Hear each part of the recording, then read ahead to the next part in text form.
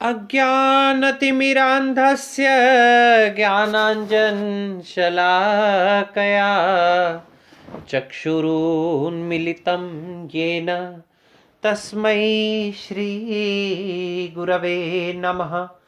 तस्मै श्रीगुरवे नमः। तस्मै श्रीगुरवे नमः। तस्मै श्री गुरवे नमः। आज से हम अर्थालंकारों के विषय पर चर्चा करेंगे। अर्थालंकारों में सबसे पहले हमारे अध्ययन का विषय रहेगा उपमा अलंकार। इसका लक्षण देखें हम। क्या परिभाषा दी हुई है? प्रस्फुटम सुंदरम साम्यम उपमा इति अभिधीयते।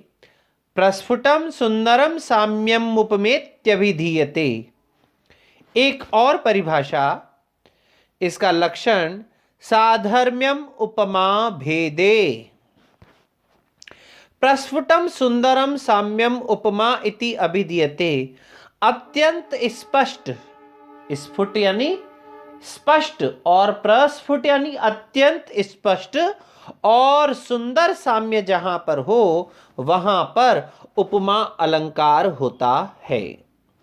साधर्म्यम उपमा भेदे अर्थात उपमान और उपमेय में भेदे यानी भेद होने पर, भेदे सति भेद होने पर, किसमें? उपमान में और उपमेय में भेद होने पर भी जहां पर उनके साधर्म्य का वर्णन हो, अत्यंत सुंदर साम्य का वर्णन हो, वहां पर उपमा अलंकार होता है।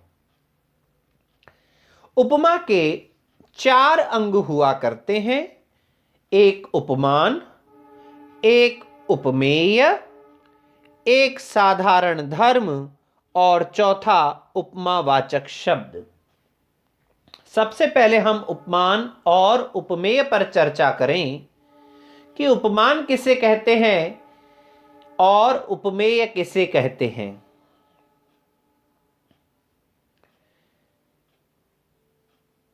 जिस पदार्थ को उपमा दी जाए उसे उपमेय कहा जाता है और जिस पदार्थ से उपमा दी जाए वह उपमान कहलाता है।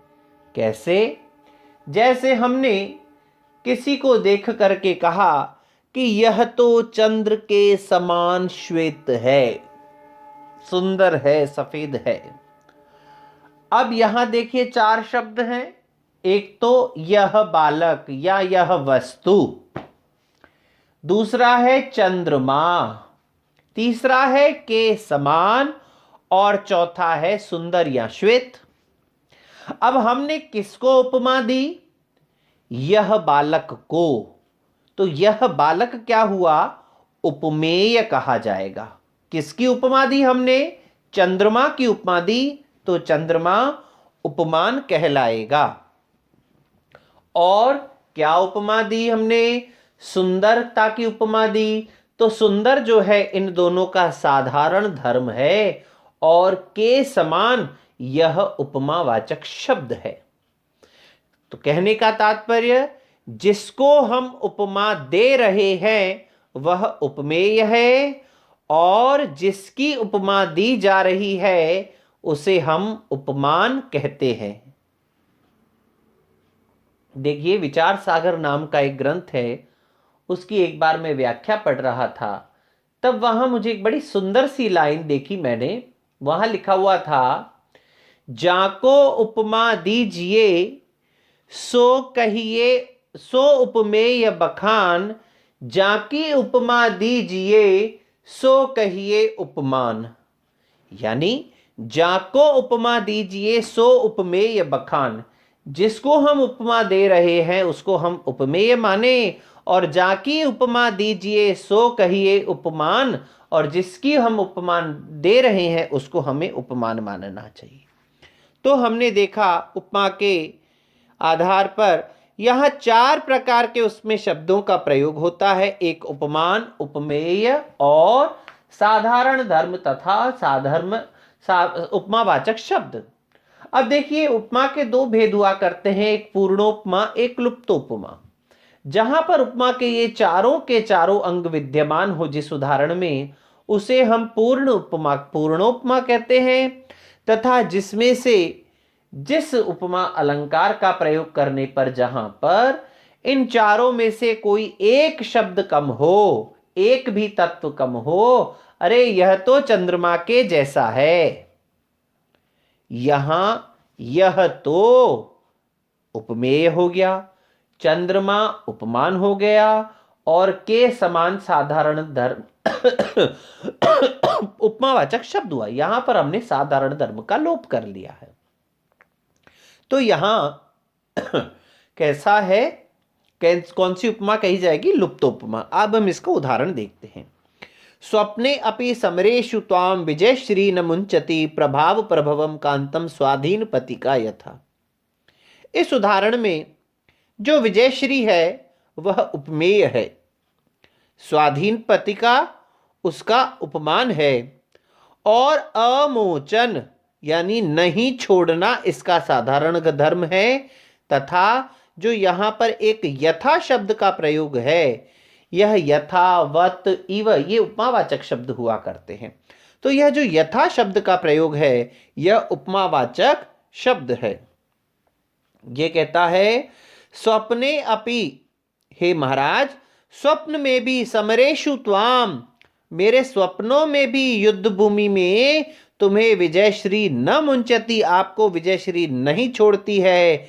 जिस प्रकार से कांतम, अपने कांत को, स्वाधीन पतिका, स्वाधीन पतिका जिस प्रकार से अपने पति को नहीं छोड़ती है, उसी प्रकार से यह विजयश्री भी आपको नहीं छोड़ रही है।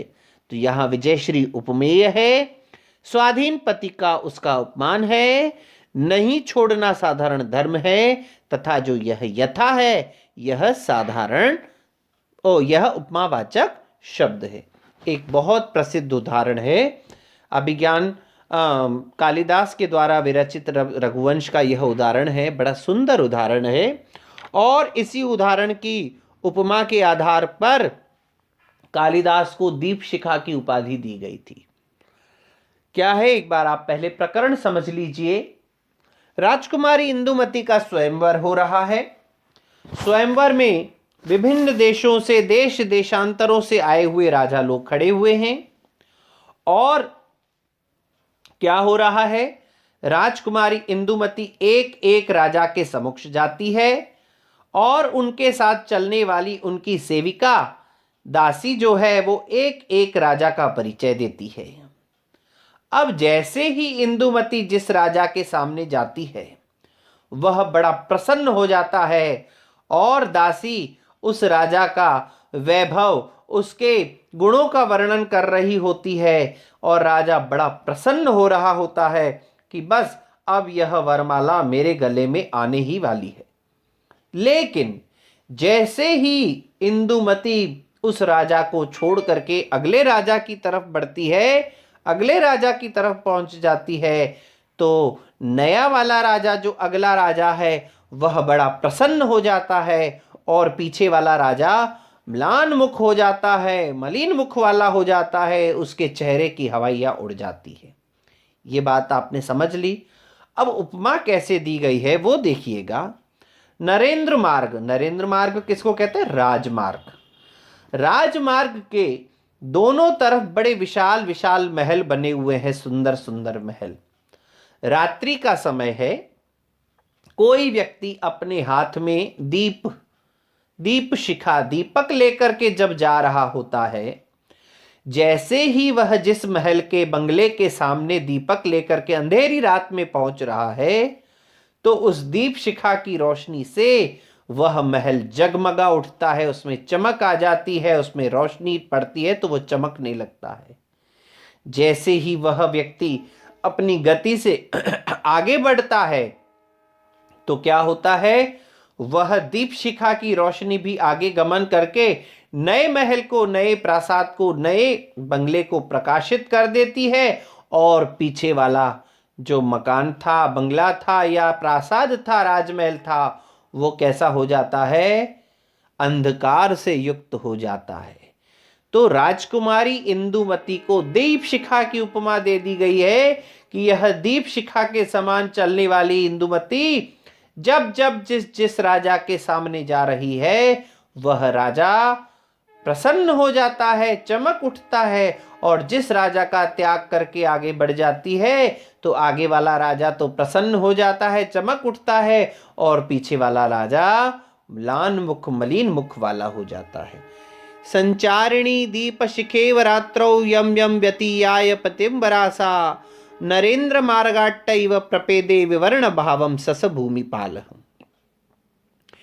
यहां पर दीप शिखा जो है वह उपमान है, इंदुमती उपमेय है, और इव जो है वह साधारण उपमावाचक शब्द है, तथा संचरण उनका चलना यह साधारण धर्म है। ये प्रथम उत्तरार्ध में। पूर्वार्ध में, उत्तरार्ध में देखिए जो नरेंद्र मार्ग है वह उपमान है, जो भूमिपाल है, राजा हैं, वो उपमेय है, इव जो है वो उपमावाचक शब्द है, और विवरण भाव यहाँ पर साधारण धर्म है। इन दोनों उदाहरणों में हमने देखा उपमा के संपूर्ण अंग विद्यमान हैं, इसीलिए यहाँ पर उपमा अलंकार है। कालिदास के ग्रंथों का अगर आप अध्ययन करें तो कालिदास के ग्रंथों में उपमा अलंकार का बहुत ही सुंदर वर्णन किया हुआ है, इसीलिए कालिदास को उपमा अलंकार के रूप में प्रसिद्धि मिली हुई है। और इतना तक कह दिया हमारे आचार्यों ने, उपमा कालिदासस्य। अगर किसी को उपमा अलंकार का अध्ययन करना है तो वो कालिदास का अध्ययन करे, उसको इतने सुंदर सुंदर अद्वितीय उदाहरण मिलेंगे कि उसको उपमा के अन्य उदाहरणों के लिए किसी और कवि को पढ़ने की आवश्यकता नहीं मिलेगी। तो आज हमने उपमा अलंकार के ऊपर चर्चा की, कल हम एक नए अलंकार के साथ आपके समक्ष उपस्थित होंगे।